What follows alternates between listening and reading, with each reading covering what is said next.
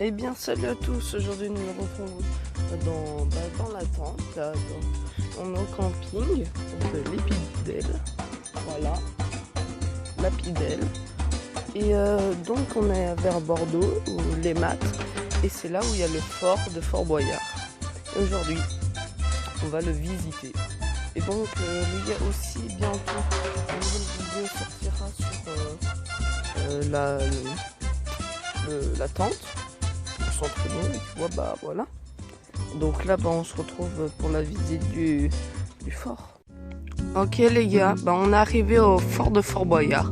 Comme vous pouvez le constater là, donc là il y a les marches, il y a un bateau pas très loin. Donc bah les gars, on se rapproche hein, dans 5 minutes.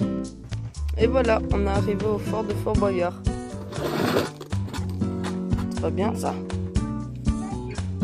Hop là. On est arrivé et bah voilà. Non vraiment, on va vraiment amener au Fort Boyard. À tout de suite, mais vraiment dans le bateau pour Fort Boyard.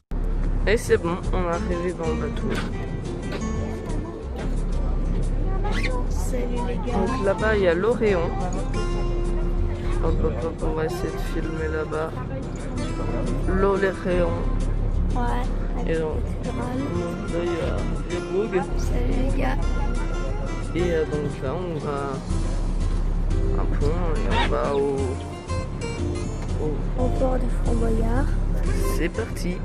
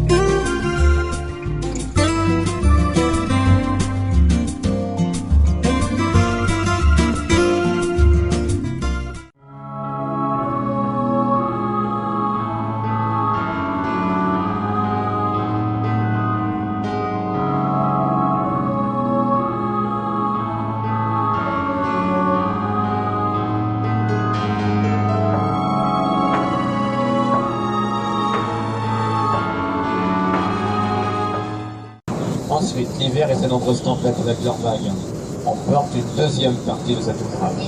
Oui, des chantiers. Et pour toutes ces raisons réunies, Moynas embarcation sur Cayenne et la Nouvelle-Calédonie. Dès 1902, ce fort sera déplacé, et encore moins pour le maintenir sous surveillance. Ce fort sera donc à l'hôtel de ville de Rochefort en 1962. Mais Jacques-Antoine, à peine propriétaire, le revend aussitôt à notre département. Le revendre, c'est un bien également s'engage à le restaurer, ce qui est extrêmement coûteux. Jacques-Antoine va également obtenir en contrepartie l'exclusivité d'exploitation du fort, de Fort-Boyard.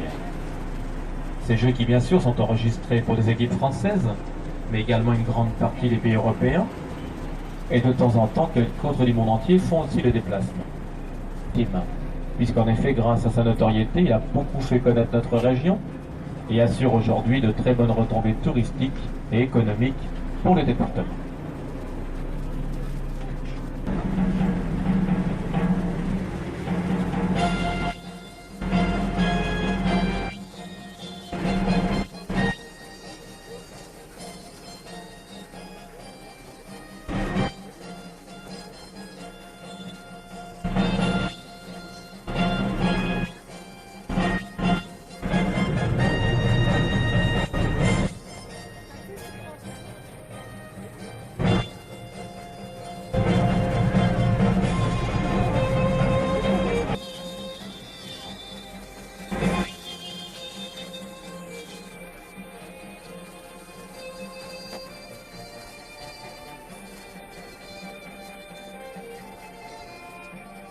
Ensuite, nous allons donc passer du côté technique du fort. Vous voyez toute cette plateforme qui, elle, fut mise en place il y a 13 ans, tout spécialement pour ces jeux télévisés.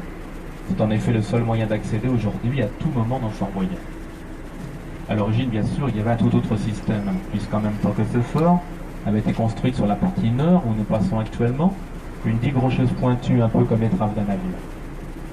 Cette digue, elle, devait donc tout d'abord séparer les vagues de tempête en deux, qui sont très violentes ici.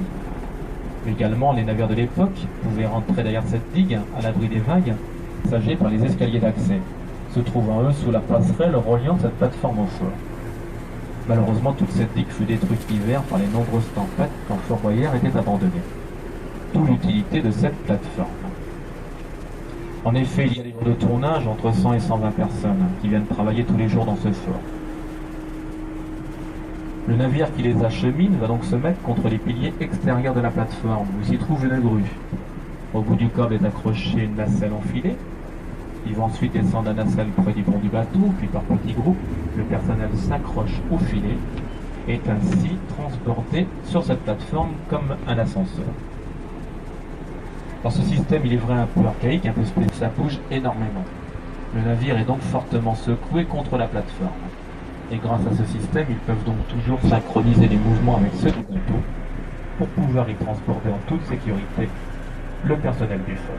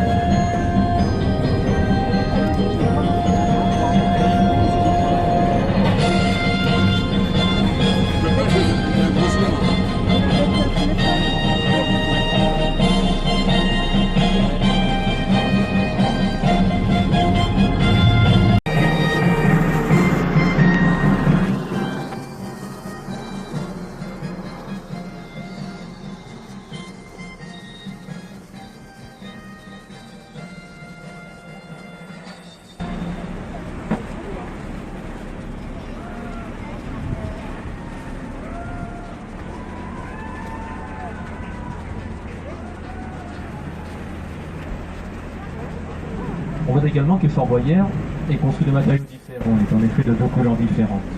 Toute la partie basse, les pierres foncées, en grande partie immergées à marée haute, c'est du granit.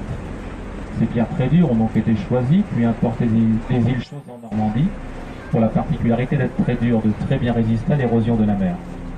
Quant à la partie haute, les pierres blanches, c'est du calcaire, dont les carrières, elles, ont été ouvertes sur le continent à proximité du chantier. On va s'installer là, avec le petit crabe là-bas. Voilà. On s'installe là. Et donc les gars, c'est là-dessus. Donc on est sur une petite île, là on va manger. Rendez-vous à 18h, donc là, mais je vais plus finir parce que je vais laisser en profiter. Je vous ai mis le fort de Fort Boyard. Donc les gars, on se termine le fort de Fort Boyard là-bas. Le Fort Boyard, je veux dire. Et bye.